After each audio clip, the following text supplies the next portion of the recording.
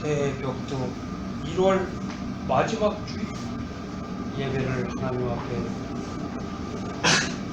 온전히 영광을 돌리는 시간이 될 수 있도록 주님의 이름으로 축원드립니다. 오늘 저는 본문의 말씀을 생각하며 이것이 예배입니다. 여러분, 예배는 하나님께 드리는 산제사입니다. 예배는 하나님을 섬기는 최선의 행위입니다. 예배는 사람을 변화시키는 가장 강력한 예배입니다. 예배가 살면 교회가 살고, 예배가 살면 가정이 살고, 예배가 살면 내가 사는 겁니다. 여러분이 보십시오. 예배를 경건히 온전히 살아있는 예배를 드리는 사람은 일추월장 부흥합니다. 그러나 예배를 잘 드리지 못하고 건성으로 형식적으로 어쩔 수 없이 오늘 예배가 살면 신앙이 살고 교회가 살고 가정이 살고 국가가 사는 겁니다. 다시 말하면 산예배는 영적 예배입니다. 죽은 사람이 예배를 잘 드리는 걸 봤습니까? 찬양이 있는 걸 봤습니까? 기도가 살아있는 기도가 있는 걸 보았습니까? 죽은 예배, 형식적으로 드리는 예배, 육적인 예배는 하나님이 영광을 받지 않습니다. 살아있는 예배, 성공적인 예배, 신앙의 성공이 인생의 성공이라고 합니다. 예배의 성공이 인생의 성공이라 할 수 있습니다. 예배의 실패가, 신앙의 실패가 그 사람을 실패로 만듭니다. 가인은 예배의 실패자이고 아벨은 예배의 성공자였습니다. 가인은 농사를 졌습니다. 아벨은 동물을 길렀습니다. 예배를 실패하면 그 인생은 희망이 없습니다. 그의 삶도 실패하고 맙니다. 예배의 회복이 곧 나의 신앙 회복이요 믿음의 첫걸음입니다. 여러분, 왜 아브라함이 믿음의 조상이 되었을까요?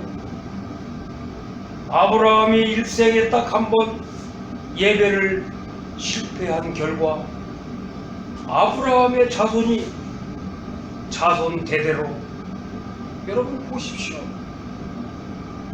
지금 사우디아라비아나 이집트나 지금 러시아나 예배에 실패한 결과가 그 국가에 살고 있는 이스마엘 후손들이 아브라함이 일생에 딱 한 번 예배에 실패한 결과의 후손들입니다.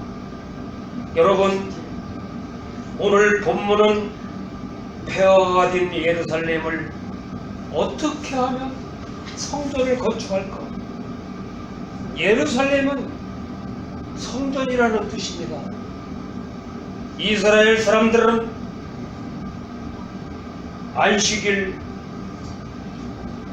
거룩하게 지키기 위해서 세계 5대양 6대주에 떨어져 있지만 예루살렘을 향하여 오늘도 복된 성일날 하나님 앞에 예배를 드리는 삶을 살기 때문에 오직 하나님의 영광을 위하여 이스라엘 예루살렘을 향하여 성전을 향하여 살기 때문에 성전을 회복하면서 역사 속에 사라질 그 이스라엘 민족이 지금 세계에서 제일 믿음적으로 행복한 나라, 우리나라 경상북도뿐이 크기가 안 돼. 그러나 그 통일 아랍 7개 국가를 3일 만에 승리했잖아요. 왜? 하나님이 살아있는 예배를 드리고 예배를 생명 걸고 드리기 때문에. 여러분, 느헤미야 8장 성벽 증수 공사를 마친 이스라엘 백성들이 7월 달에 그 성벽 공사를 마친 그 수문 앞에서 하나님께 영광을 돌리는 그 살아있는 예배, 제사장 겸 학사인 에스라가 모세의 구약성경 모세오경을 가져와 7월 1일에 회중들 앞에서 율법책을 읽어주는 장면입니다. 새벽부터 12시까지 낭독하고 설교를 한 내용입니다. 이것이 바로 하나님께 예배드리는 모습이었어요. 그래서 저는 오늘 본문을 중심해서 예배가 무엇인가 잠시 생각하며 은혜를 나눌까 합니다. 첫째로 오늘 제목이 이것이 예배입니다. 첫째, 예배에는 두 부류가 있습니다. 모여서 드리는 예배가 있고 개인이 하나님 앞에 독대하면서 드리는 예배가 있습니다. 주로 우리가 두세 사람이 모여서 예배드리는 그 예배가 정말 산제사입니다. 우리 하나님은 너희가 두세 사람이 모인 곳에 나도 그들과 함께 하겠다고 하는 말씀. 오늘같이 이 공중 예배는 인도자가 있고 청중이 있고 사위자도 있고 특송하는 자도 있고, 오늘 본문도 모든 이스라엘 백성들이 예배를 위해 지적 장소에서 예배를 드렸습니다. 그러나 요즘 보십시오. 날이 추우니까 집에서 텔레비를 보고 예배를 드린다? 아닙니다. 초대교회도 마가의 다락방에서 500 성도가 예배를 드린 것이 아닙니다. 500명 가운데 380명은 어디론가 탁하고 120문도가, 여러분 우리나라도 보십시오. 코로나 때 19명, 1,000명, 2,000명, 10,000명 모이는 여의도 순복음교회도 19명. 여러분, 어떻게 하면 예배를 펴하려고.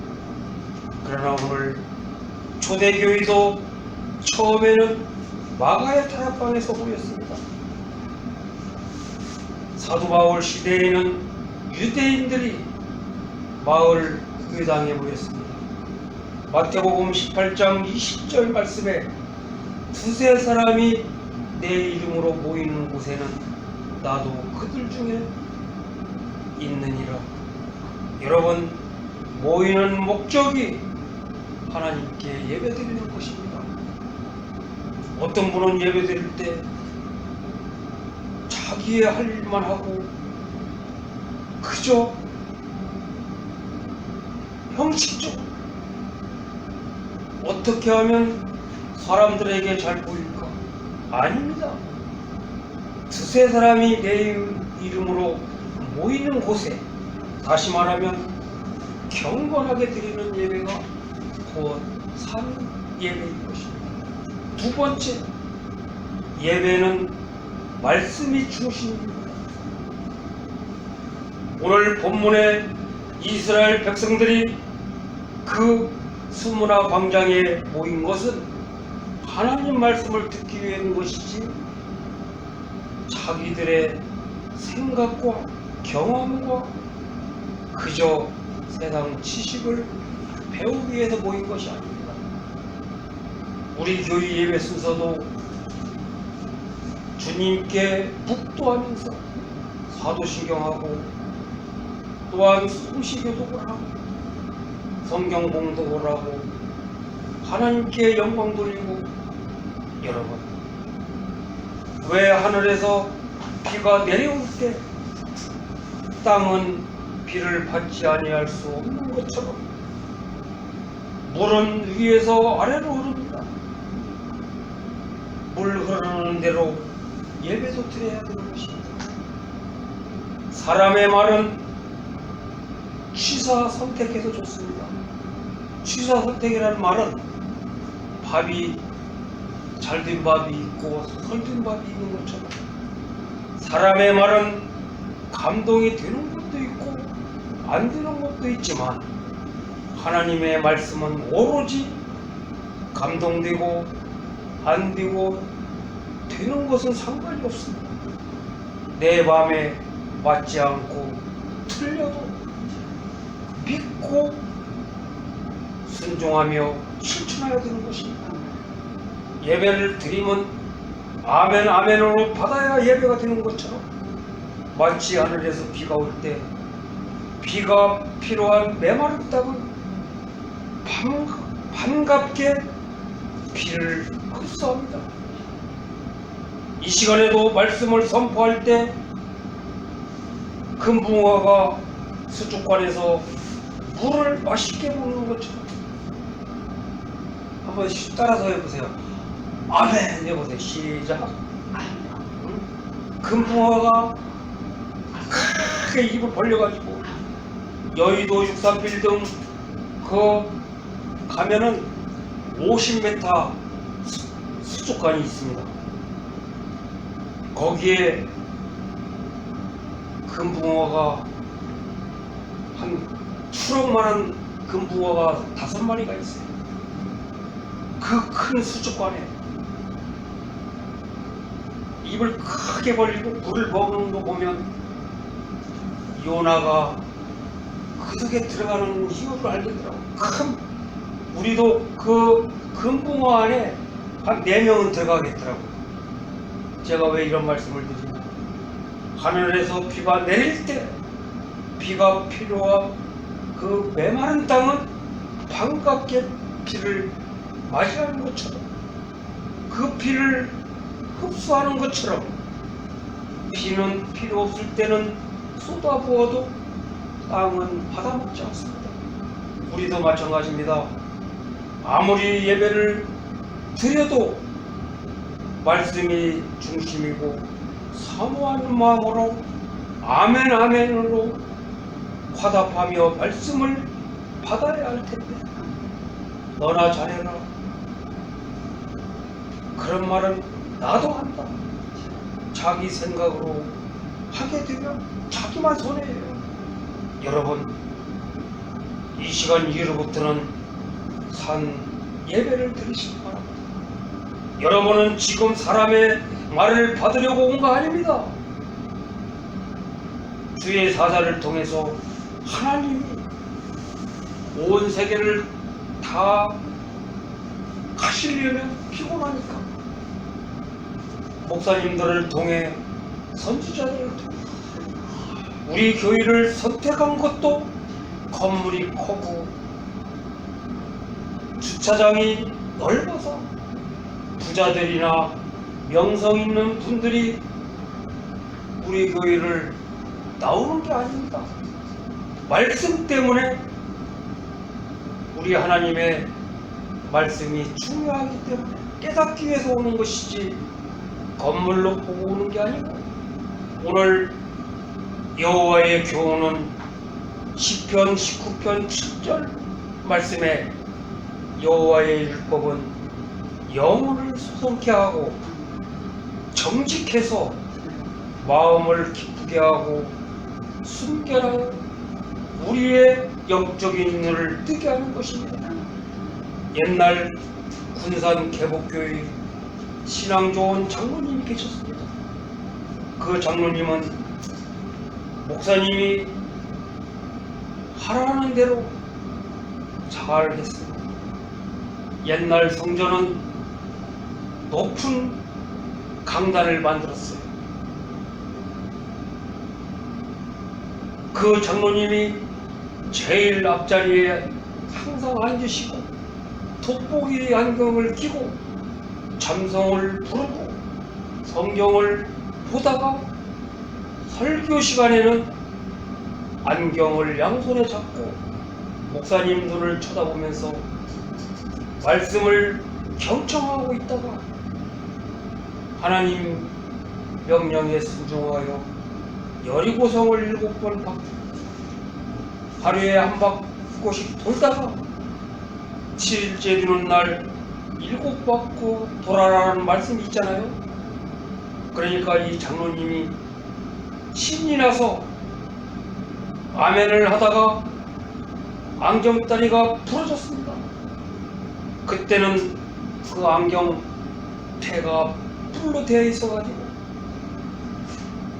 불태 안경이 부러졌는데도 설교를 마치고 기도할 때까지 모르고 있었습니다.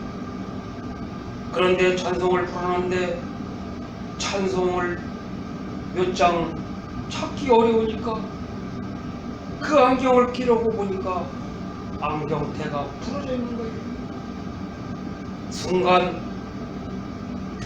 그 상황을 보는 그 장로님이 얼마나 말씀을 사모했던지 간에 안경다리가 부러진 것도 모르고 찬송을 찾다가 예배를 마치고 화장실에 갔다 목사님 방에 가가지고 목사님 오늘 목사님 말씀을 듣고 신이 나서 아멘 하다가 안경다리가 부러졌습니다. 그 말씀을 듣던 목사님이 너무 감격해서 장로님 정말 그렇습니까? 제가 설교를 깊이 있게 준비도 못했고 내 스스로 설교를 잘한다고 생각해 본 적도 없고 장로님이 제일 연장자이신데 모태교인이라고 부르고 무너지는 설교를 10번 아니라 100번 들었을 때 이렇게 은혜를 받았다니 이렇게 훌륭한 우리 교회에 장로님이 계시다니 내 가슴이 뜨겁고 정말 눈물이 앞들어갑니다. 그 말씀을 들은 장로님이 여러분 하나님은 사모하는 자에게 저같이 은혜를 주십니다. 제가 모태신앙이고 장로지만 오늘처럼 우리 목사님이 은혜로운 설교를 한 건 내 일생에 처음입니다. 이 담임 목사님이 얼마나 기분이 좋았겠습니까? 어디 그뿐입니까? 여러분도 이 시간에 그러면 그렇지 니그야 응? 그것도 설교라고 하냐? 아닙니다 여러분. 기분과 은혜는 다릅니다. 은혜의 결과는 회개하면서 말씀을 듣고 통이 자복하고 기도하여 하나님께 영광을 돌릴 때 회개의 역사가 일어나는 것입니다. 성경 말씀에 예수님 말씀을 듣고 수가성 여인이, 예수님 말씀을 듣고 시몬 베드로가, 예수님 말씀 듣고 세리 삭개오가 왜 하나님의 자녀가 되었을까요? 예수님의 말씀을 듣고 회개하여 정말 믿음 좋은 믿음의 서신들이 되었습니다. 여러분, 예배다운 예배를 드리시기 바랍니다.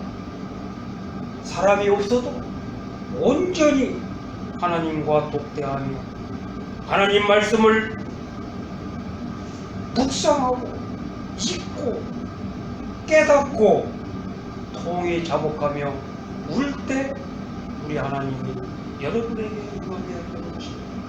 여러분, 실패의 원인도 말해주지 않고 항상 듣기 좋은 말만 하고 결단이 없는 사람은 그 사람의 삶은 바보입니다. 하나님의 말씀이 나를 변질케 하고 나를 변화시키고 나를 회개하고 나를 하나님의 자녀로 돈독하게 하여 주시는 것입니다. 이제 말씀을 맺겠습니다. 예배는 이를 갈든지 회개를 하든지 두 갈래의 길입니다. 회개하면서 하나님의 축복이냐 하나님의 저주냐, 알곡이냐 쭉정이냐. 여러분, 축복이냐 저주의 상이냐, 여러분이 하는 행동대로입니다. 행동은 뭐냐?